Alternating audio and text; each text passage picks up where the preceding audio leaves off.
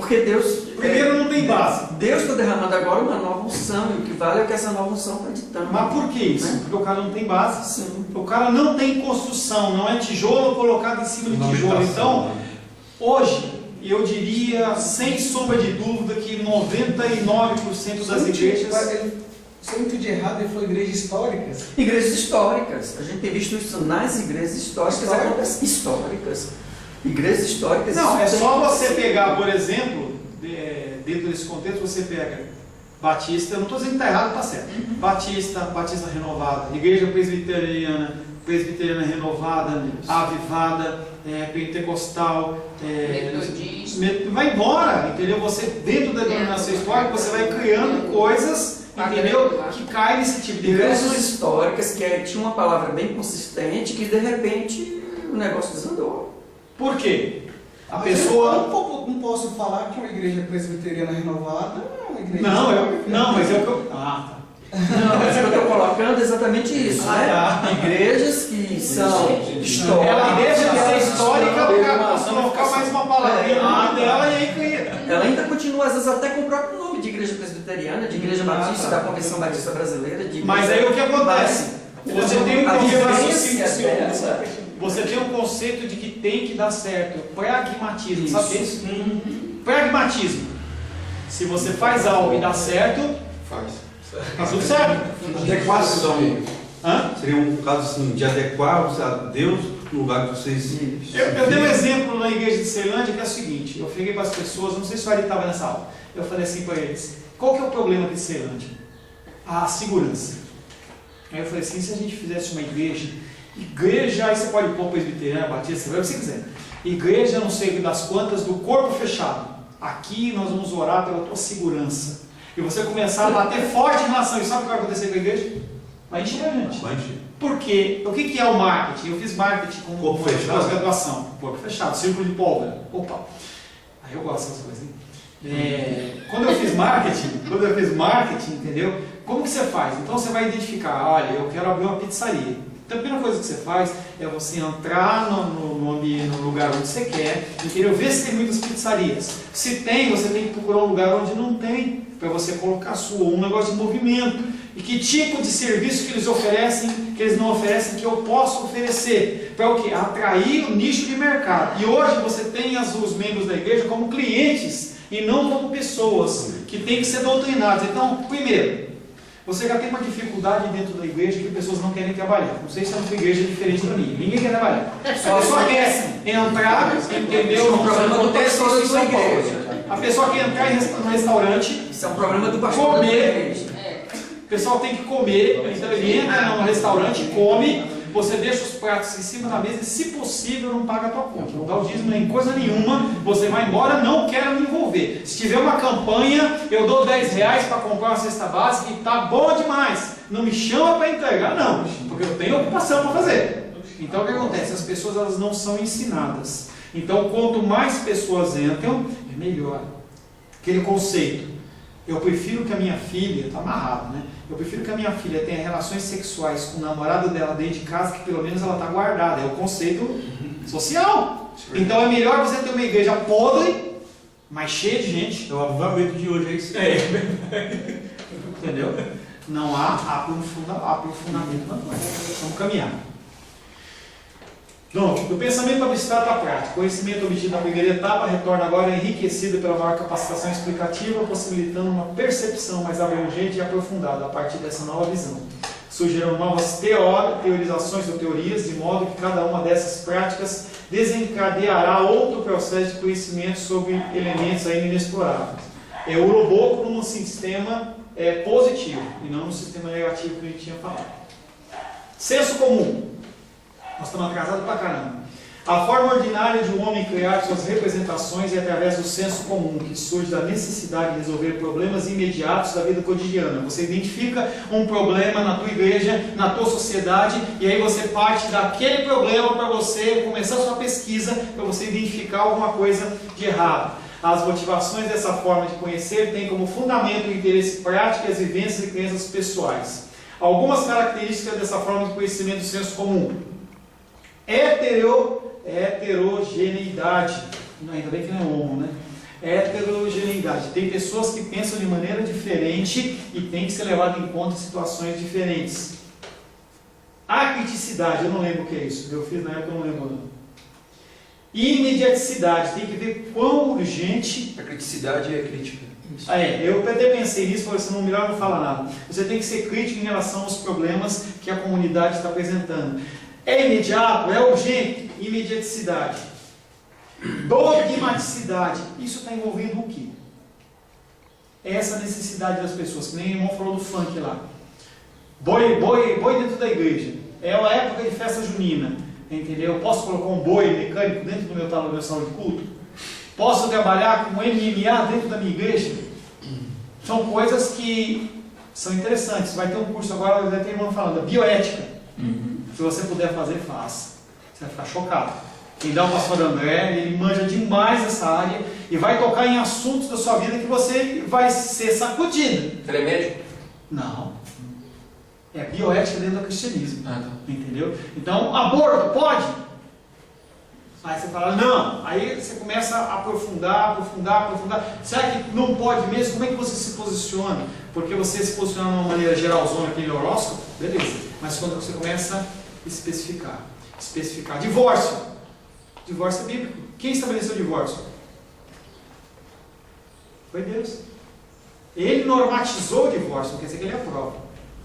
Lembra lá quando Esdras e Neemias voltaram, e aí os homens tinham casado com as mulheres? O que ele manda fazer? Manda as mulheres ir embora. Divórcio. Normatização do divórcio feita por Deus. Não que ele ame o divórcio, não que ele aprove o divórcio, mas ele normatiza o divórcio. Ele odeia o divórcio, né? Mas ele normatiza o divórcio. Tá? E há situações em que o divórcio... E aí? Você tem um membro da tua igreja, uma mulher. Ela pode se separar? Não, tem que ir até o fim. O cara está batendo na mulher, está queimando ela com cigarro, que acontece, desmonte isso aí, queima ela com ferro, dá paulada nela. Não, você tem que ser forte, irmã, persevera. Até onde vai? É complicado. Não é tão simples assim. Você dá uma generalizada e fala assim, não pode. Deus estabelece o limite, né? Cada caso é um caso. Cada caso é um caso. Pastor, e quando você orienta, no caso, né, você batia, o camarada batia na mulher, né, aí ia sempre pra me ligar. Aí um dia eu falei pra ela na frente dele, a próxima vez que ele te bater, você chama a polícia pra ele. Aí ele cantando assim, porque o irmão ele olhou assim pra mim, eu falei, bater na mulher, bater de mim também. Aí bater. Nunca mais ele bateu nela. Nunca mais bateu, né? Aí, vontade de Deus, eles se separaram. Mas, concordo com o senhor, tem casos que a gente pega assim que é meio... Mas é o caso de Moisés, querido. Entendeu? São casos específicos, são coisas que têm que ser estudadas, tem que se buscar a vontade do Senhor. Ela está na palavra, mas você tem que buscar a direção do Senhor. Apenas os homens tinham direito à herança, beleza? Teve Judá. Aí você lembra que tinha, não lembro das duas mulheres, nem lembro a referência, mas tinham duas filhas, duas mulheres que parece que morreu o pai, morreu os irmãos, não tinham. E na hora de dividir a herança, elas vão para Moisés e falam, Moisés, como é que fica? Aí ele vai buscar Deus. Por que ele não leu a Bíblia, não leu a Torá? E só decidiu ali? Porque era um caso específico. Ele foi buscar de Deus. E ele não tem uma decisão igual àquela, em que a mulher ela recebe uma herança, e aquilo fica ali, ela tinha que sempre casar na família, para a herança ficar dentro da família, mas elas tinham direito à herança. É específico. Não adianta você querer normatizar em termos no sentido de eu não saio desse padrão que eu acredito e ponto final. As coisas são diferentes. É lógico que você não pode negociar em relação a princípios bíblicos. Também tem um critério, como se deu essa união, a questão da consequência disso também. Tá? Continuando, senso comum. Falar de cada um. Heterogeneidade. O senso comum é um conhecimento, a gente já falou, mas vamos falar rapidamente. É um conhecimento formado mediante um aglomerado indiscriminado de elementos de todos os tipos de naturezas diversas. Assim, o senso comum, por isso que ele é comum e não é específico. Assim, o senso comum procede de uma simples junção de ideias, noções ou conceitos, sem uma compreensão mais aprofundada da realidade. Por exemplo, ele consegue perceber a falta de moradia de alimentos, desemprego, doenças, baixos salários, contudo não percebe a lógica nesses elementos. Ele identifica o problema, entendeu? Mas ainda não sabe de onde vem.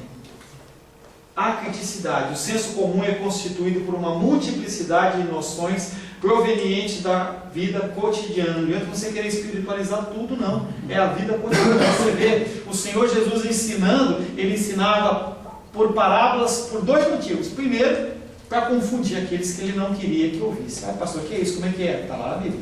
Ele falava em parábolas porque as pessoas não entendessem. Porque se elas entendessem, elas iriam acreditar. E se acreditassem, elas se convertiam. Não é a vontade de Deus ali.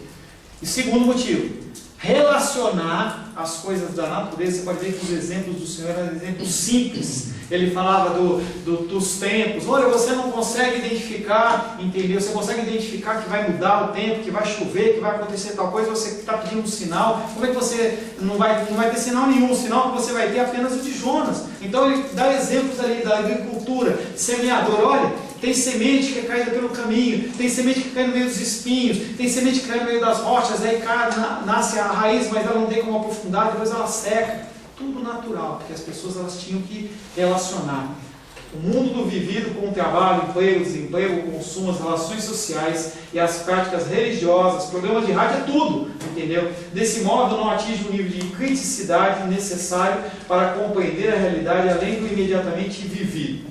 Continuando. Imediaticidade. A realidade é apreendida tal como parece no primeiro momento, sem maiores preocupações de ultrapassar as aparências. E é uma coisa que a gente tem de problema. Sabia que a gente tem esse problema? A gente está sempre pensando muito longe e a gente não está vendo hoje. Às vezes você tem, eu tenho 25 pessoas na minha igreja, e se eu começar a pensar em ter 100, ter 500, ter 1000, as pessoas que estão aqui, que é o imediato, que é o que está na minha frente, eu não vou dar prestar atenção. A gente não presta atenção, a gente está sempre fazendo planos lá na frente, o que não é problema. Então você tem que fazer planos. A palavra de Deus diz que a gente tem que fazer planos, mas a gente tem que, aquela situação da construção, o cara constrói a casa, mas ele não faz a conta daquelas coisas que ele está, dos recursos que ele tem, e aí ele passa por tolo. É lógico que a gente tem que fazer os planos, mas os planos realmente vêm do Senhor. Você faz os seus planos, começa a caminhar, e aí você se submete a cada passo perante a soberania de Deus. Você vai adequando os seus passos, não aos resultados nem à sua vontade, mas sim à vontade do Senhor. O senso comum não permite que o indivíduo se distancie dos fatos e que os veja sob ângulos diferentes. Você já definiu qual é a temática da pesquisa do problema? Então você tem que olhar para aquele foco. Vou fazer uma reunião de intercessão. Intercessão por o quê? Geral. Não pode ser geral. Você tem que ter um motivo. Por quê? Pela salvação das nações, pela política, pela igreja. Alguma coisa tem que ter um foco. E a gente começa uma reunião de intercessão aberto, o cara não tem foco nenhum. Vamos orar, irmão, faz uma oração aí. Aí o irmão abençoa. Conhece a oração do abençoe? Eu era líder de intercessão lá em São Paulo, eu brincava com os irmãos, que todo mundo fazia a oração do abençoe. Vamos orar pelos políticos. Deus, abençoe o político, abençoe o pastor Paulo, abençoe não sei o que, abençoe.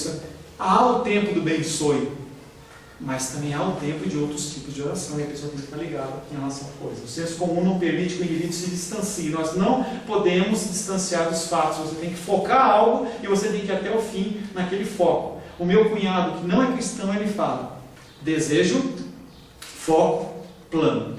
Você foca em algo e você segue. Estava aconselhando uma menina da minha igreja e ela estava fazendo um concurso. E aí eu perguntava para ela, assim, pô, você não passa? Eu não estou conseguindo passar, está dificuldade e tal. Eu falei, mas você faz concurso por quê? O que vier eu faço. Desde lixeiro até médico obstetra, eu faço tudo. Entendeu? Eu falei, não é por aí, querido.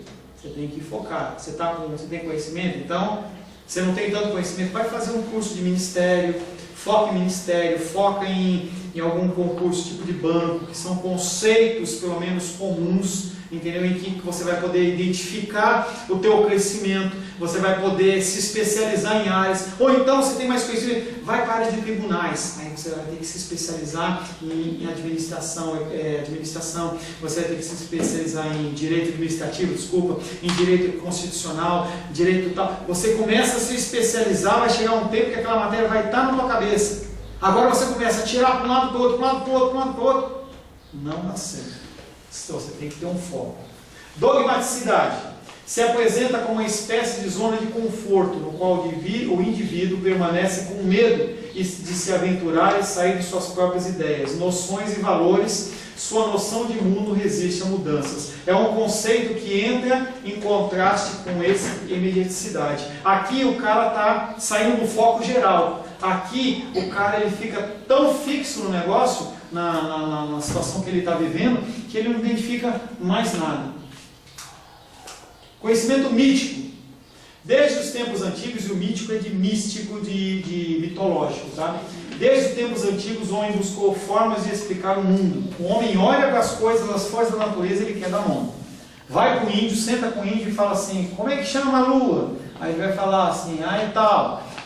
Deus das águas, quem controla? Não, tem alguém que controla. No caso dos índios, é Iara. Se for no caso do candomblé, da pessoa afro, Iemanjá. Entendeu? Os fenômenos da natureza e os acontecimentos da sua própria existência o conduziram a criar um conhecimento que saciasse as suas dúvidas. Você tem um efeito, você tem um evento e você tem que nominar aquilo para você ficar tranquilo.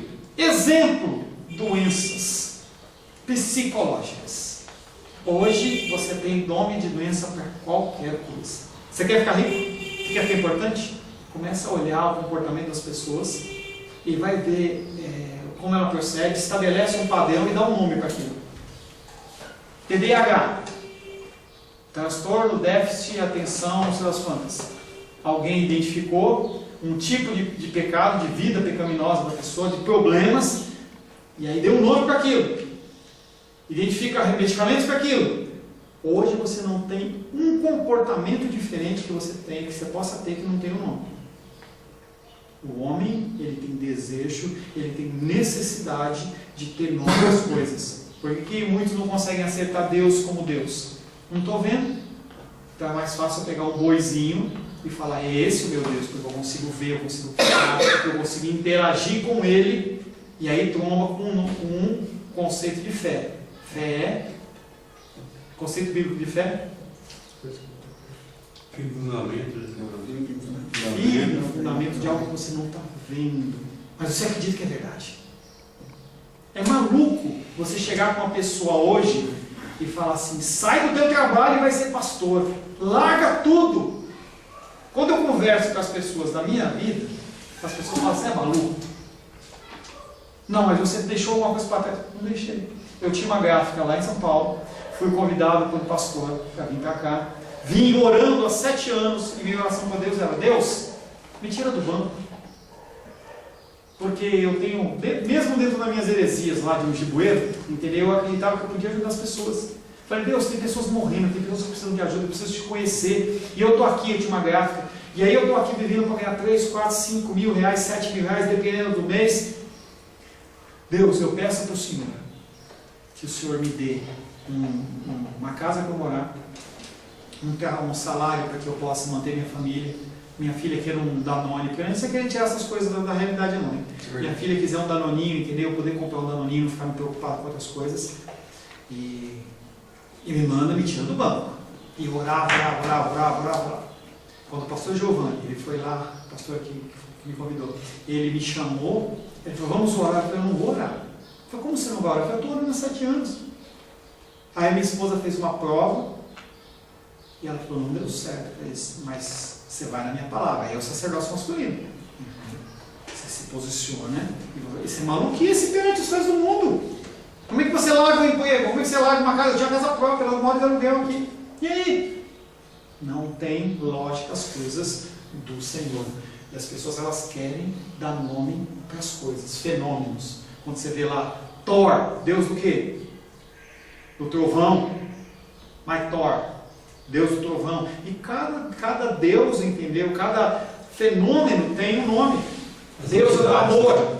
Entendeu? Vai ver aquele filme lá do Thor lá. Ou então lê a palavra do Senhor lá quando o apóstolo Paulo está andando lá naquela colina lá, passou pela indo para a Europa. Né? E ele primeiro pega numa praça, as pessoas olham e falam, pô, legal o que você está falando aí, né? E aí ele vai passando, vê, Deus da banana, Deus do queijo, Deus do relâmpago, Deus da água boricada, sei lá, Deus do... Aí tinha lá, Deus desconhecido, porque estava lá escrito lá, olha, esse aí esqueceu desse cara aí, fica a regra 3, fica a reserva, entendeu? E ele fala, eu quero falar do Deus desconhecido. As pessoas têm necessidade disso. Tem necessidade de uma carteirinha, de um adesivo no carro, ou eu faço parte de. São as tribos. Se você vê programas seculares aí de tribos, você vê os jovens, eles se reúnem para fazer parte de uma tribo. O ser humano tem necessidade. Diante disso, buscou observar os fenômenos através de símbolos e alegorias e criou-se os mitos e lendas. Eu já falei isso a respeito do livro do pastor Ayrton, sobre o mito.